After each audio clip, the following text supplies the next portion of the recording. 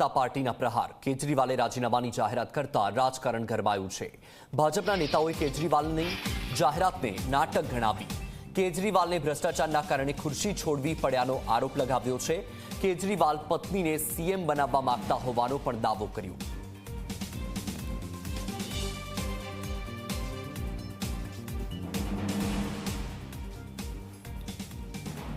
और आपने कहा मैं जनता के बीच में जाऊंगा. जनता ने तो 3 महीने पहले ही आपको फरमान सुनाया है. जब आपने कहा था जेल या बेल, लोगों ने कहा जेल, और आपको 7 सीटों पे हराया और वापस जेल भिजवाया. और अभी आप 2 दिन का समय क्यों मांग रहे हैं? क्योंकि अब आप अपने एमएलए को ये जताना चाहते हैं कि मेरी धर्मपत्नी को मुख्यमंत्री बनाओ, मैं जल्दी चुनाव करा दूंगा और मैं तुम्हें दोबारा एमएलए बनवा दूंगा, पर मैं किसी और को कुर्सी पे नहीं बिठाऊंगा. अभी सारे एमएलए को कन्विंस करने की कोशिश कर रहे हैं, मनाने की कोशिश कर रहे हैं कि इनकी धर्मपत्नी को मुख्यमंत्री के रूप में वो एक्सेप्ट करें. इसलिए अरविंद केजरीवाल जी 2 दिन का टाइम मांग रहे हैं. वो दिल्ली के लोगों पर एहसान नहीं कर चुके. एक बात स्पष्ट है, अरविंद केजरीवाल भ्रष्ट है. इसलिए माननीय सुप्रीम कोर्ट ने कहा है आप मुख्यमंत्री की कुर्सी पर नहीं बैठ सकते. इसलिए कहा है आपको फाइल नहीं साइन कर सकते. ये देश में 75 साल में पहली बार ऐसा ऑर्डर आया है, क्योंकि सीधा मुख्यमंत्री शराब घोटाले में, नशा तस्करी में इन्वॉल्व है. इसीलिए उनको अपनी कुर्सी छोड़नी पड़ रही है. कोई एहसान नहीं कर रहे. मुझे लगता है ये एक तरह से फिर एक ड्रामा करने की, रचने की कोशिश है कि मैं तो रिजाइन करना चाहता हूं, लोग रिजाइन नहीं करने देना चाह रहे, मेरे कार्यकर्ता रिजाइन नहीं करने देना चाह रहे. लेकिन जो जिस प्रकार का लोगों के अंदर आज गुस्सा है दिल्ली के अंदर कि आप रिजाइन क्यों नहीं कर रहे हो. पहले आपने रिजाइन करना चाहिए था जब आप जेल के अंदर थे. अब चूंकि सुप्रीम कोर्ट का ऑर्डर है कि आप ना सचिवालय जा सकते हैं और ना आप कोई फाइल साइन कर सकते हैं, तो आपके मुख्यमंत्री बने होने का औचित्य क्या है. इसलिए मेरा मानना ये है कि ये तो दिल्ली की जनता और हिंदुस्तान की जनता आज सवाल पूछ रही है, उससे डर कर आप ये का ड्रामा रच रहे हैं और कुछ नहीं है. सुप्रीम कोर्ट के ऑर्डर आने के बाद ये अवश्य हामी हो गया था कि आपको रिजाइन करना पड़ेगा. सवाल सिर्फ यही है कि आपने रिजाइन आज क्यों नहीं किया, ये ड्रामा क्यों हो रहा है. दिल्ली की जनता की बड़ी जीत हुई है. आज जश्न का दिन है.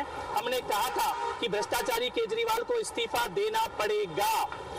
दिल्ली के ऐसे दूसरे मुख्यमंत्री हैं जिनको करप्शन के कारण कुर्सी छोड़नी पड़ रही है. ये वो आदमी है जो जेल के अंदर से भी इस्तीफा देने को तैयार नहीं थे. कह रहे थे कि मैं जेल से ही सरकार चलाऊंगा. लेकिन आज सुप्रीम कोर्ट का डंडा पड़ा है. अरविंद केजरीवाल को कुर्सी छोड़नी पड़ रही है. मैं चुनौती देता हूं, दिल्ली में नवंबर में चुनाव हो या फरवरी में चुनाव हो, अब केजरीवाल दिल्ली के मुख्यमंत्री कभी नहीं बनेंगे. एक भ्रष्टाचारी मुख्यमंत्री की विदाई का दिन है. भ्रष्टाचार के खिलाफ हमारी ये जिद थी कि हम अरविंद केजरीवाल का इस्तीफा लेकर रहेंगे. भ्रष्टाचार के खिलाफ दिल्ली वालों की जो जंग थी उसमें आज ऐतिहासिक विजय हासिल हुई है. તો કોંગ્રેસના નેતા તારિક અનવરે પણ કેજરીવાલ પર પ્રહાર કર્યા અને કહ્યું કે તેમની પાસે આવું કરવા સિવાય કોઈ રસ્તો નહોતો. केजरीवाल जी के सामने कोई दूसरा विकल्प भी नहीं था, क्योंकि जिस तरह से सुप्रीम कोर्ट का फैसला आया, एक तरफ तो उनको ज़मानत दी गई, दूसरी तरफ ये कहा गया कि आप दफ्तर नहीं जा सकते, सेक्रेटेरिएट नहीं जा सकते, फाइलों पर दस्तखत नहीं कर सकते. तो एक तरह से मुख्यमंत्री का जो कार्य है उससे उनको रोकने का भी प्रयास किया गया या निर्देश दिया गया.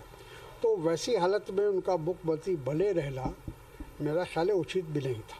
देखिए, पहले भी जब लोकसभा के वक्त में उनको ज़मानत मिली थी तो एक जनरल भावना ये थी कि उसका सिंपैथी उनको मिलेगी और यहाँ से गठबंधन के उम्मीदवार जीतेंगे, लेकिन उसका कोई खास फायदा दिखाई नहीं पड़ा. ભારતીય જનતા પાર્ટીની જે આ તાનાશાહી છે એમાં એક મુખ્યમંત્રી પણ સેફ નથી, તો સમજો કે સામાન્ય જનતા ક્યાંથી સેફ હશે. તો ભારતીય જનતા પાર્ટીની તાનાશાહીને જવાબ આપવા માટે થઈને જનતાએ ચોક્કસથી જવાબ આપવો જોઈએ. અને હું એવું માનું છું કે કેજરીવાલજીએ રિઝાઇન ના કરવું જોઈએ, કેમ કે એમણે જનતા દ્વારા ચૂંટાઈ અને એમને મુખ્યમંત્રી બનાવવામાં આવેલા હતા. ભારતીય જનતા પાર્ટીની તાનાશાહીથી ના ડરવું જોઈએ. હવે વાત કરીશું